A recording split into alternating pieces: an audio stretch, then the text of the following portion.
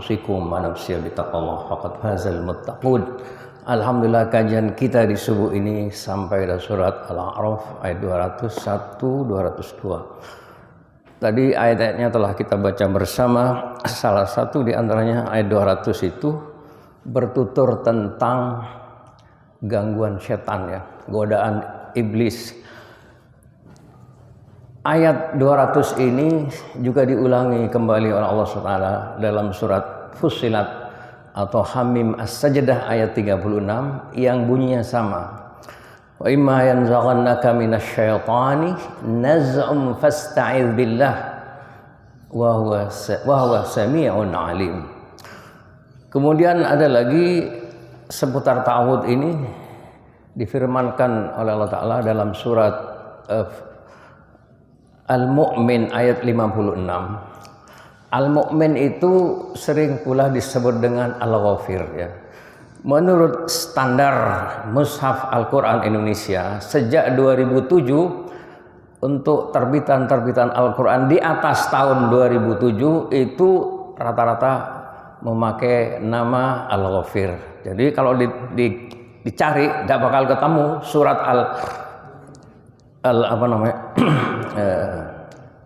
Al-Ghafir Al-Insa. Jadi di negeri-negeri itu mengacu pada negara-negara muslim mayoritas seperti di Mesir, di Saudi Arabia, di Libya, Tunisia dan Afrika Utara rata memakai surah Al-Ghafir daripada Al-Mu'min. Tapi untuk negara Pakistan ini masih memakai itu Al-Mu'min ya. Jadi begini, ada tafsir lagi yang ditulis oleh Imam Tantawi Jauhari, nama tafsirnya Al-Jawahir fi Tafsiril Qur'anil Karim ya. Jadi terkait dengan itu ta'awudz ini, beliau mensitir satu hadis yang berasal dari Ibnu Abbas radhiyallahu an. Itu a'udzubillahi minasyaitonir rajim, itu termasuk ijlalul Qur'an. Wa miftahul Quran bismillahirrahmanirrahim. Apa makna ijlalul Quran? Ijlal itu pengagungan, penghormatan terhadap Al-Quranul Karim. Kemudian miftahul Quran bismillahirrahmanirrahim adalah pembuka surat Al-Quranul Karim. Tapi ada lagi di kitab-kitab lain seperti Mana'ul Qattan fi Mabahithi Ulumil Quran atau yang ditulis Imam Zarkashi ya, Al-Burhan fi Ulumil Quran, itu dianggap sebagai pembuka surat. Jadi semua surat Al-Quranul Karim itu selalu diawali dengan Bismillahirrahmanirrahim ya. Kecuali ada satu surat yang tanpa Bismillah. Surat apa itu? Surat apa? Baro'ah ya. Tanpa. Lalu bagaimana cara membaca surat Al-Quran yang satu itu? Cukup baca ta'awudz. Pada Quran cetakan-cetakan lama di sebelah kiri itu ada tulisan, ada doa, a'udzubillahi min syarril kuffar wa min ghadabil jabbar al-izzatu lillahi wa li rasulihi wa lil mu'minin bara'atum minallahi wa rasulihi lilladzina 'ahadtum minal musyrikin fasihu fil ardi arba'ata ashhur wa 'alamu annakum ghairu mu'jizillah wa annallaha mukhzil kafirin. Jadi tanpa bismillah. Lalu kenapa tanpa bismillah? Apakah Al-Qur'annya salah cetak? Tidak salah cetak. Itu memang dari sononya ketika Jibril turun kepada Nabi tidak membacakan bismillah. Jadi bismillah itu sebagai pembuka surat. Jadi Jibril kalau membawakan wahyu kepada Nabi Muhammad diawali dengan bismillah dan ditutup pula dengan bismillah. Makanya disebut fawatihus suwaran khawatimus suwara. Ibnu Umar bin Abdullah bin Umar bin Khattab kalau sholat itu bismillahnya 2 kali karena sesuai dengan sabun nuzulnya. Tapi kalau ini dibaca zaman sekarang ini dianggap bahwa paham baru, paham apa ini ya, seperti itu ya. Jadi begini, kemudian miftahul Quran itu sebabnya apa? Karena begini diterangkan oleh Imam Ali bin Abi Thalib karramallahu wajhah atau yang berjulukan Abul Hasan ya, atau karramallahu wajhah, disebut juga Aba Turab. Jadi Ali itu Aba Turab. Ini julukan yang paling disenangi oleh Ali. Karena apa disebut Aba Turab? Karena Ali itu suka tiduran di Masjid Nabawi dan punggungnya berlepotan dengan tanah. Lalu Rasul mengatakan, "Gum ya Aba, bangunlah hai Aba Turab." Jadi Ali senang dengan julukan Aba Turab itu. Kemudian dia mengatakan begini, beliau mengatakan sebab Al-Qur'an itu bismillah itu turun dalam keadaan damai, bukan dalam suasana perang. Setelah surah At-Taubah ini terkait dengan peristiwa perang. Dalam peristiwa perang tidak ada yang namanya assalam, perdamaian itu. Termasuk Sufyan bin Uyainah, guru Imam Syafi'i, mengatakan seperti itu. Kemudian ada lagi satu kitab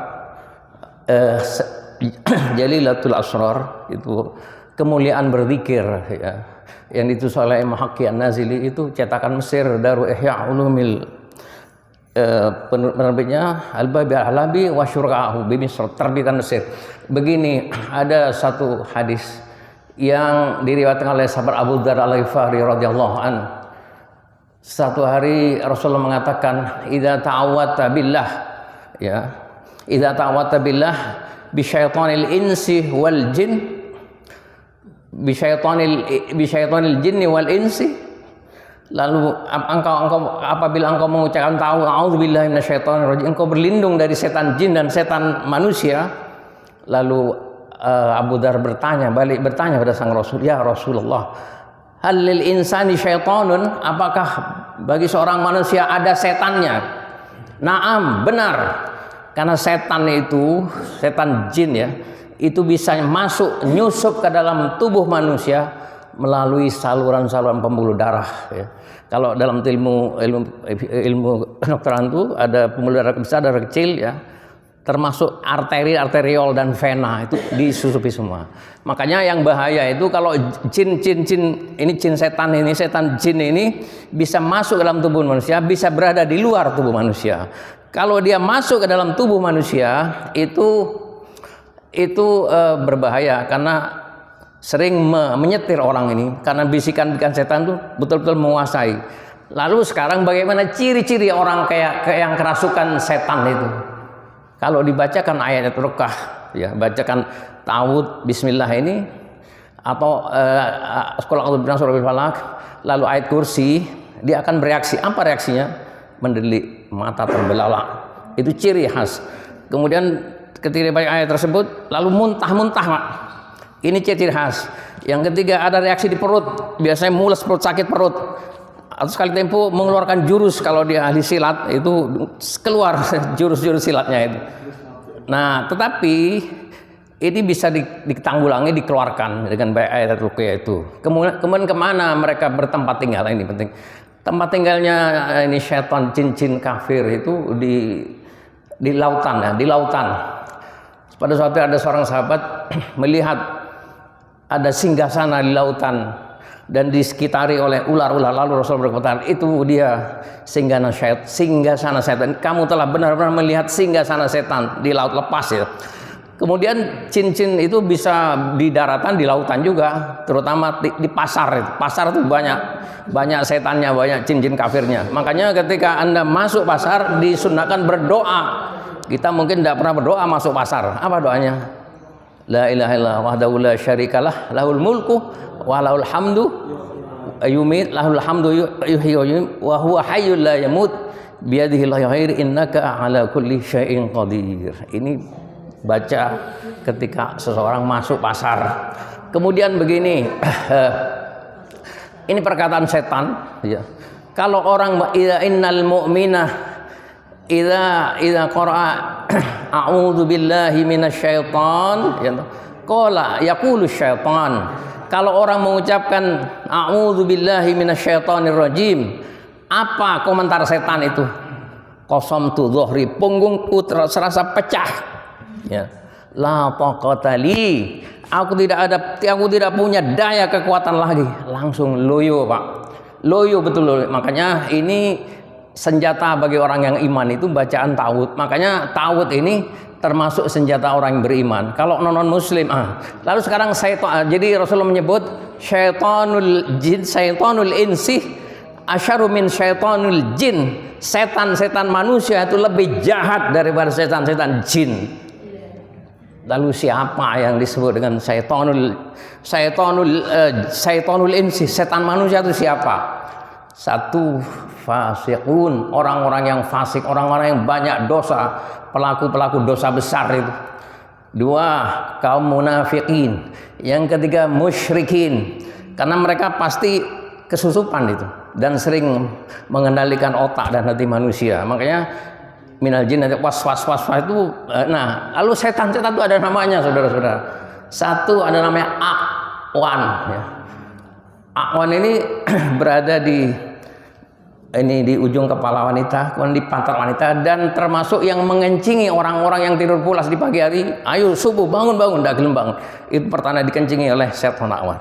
Kemudian A'wan ini setan yang membisikkan satu agar orang itu korupsi, manipulasi, ya, melakukan tindak kejahatan. Kemudian ada lagi Dasim.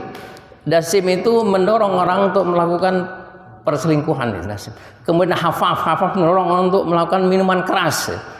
Kemudian ada lagi Zailatun. Zailatun ini itu setan yang berada di pasar-pasar itu untuk mengurangi takaran dan timbangan. Ya.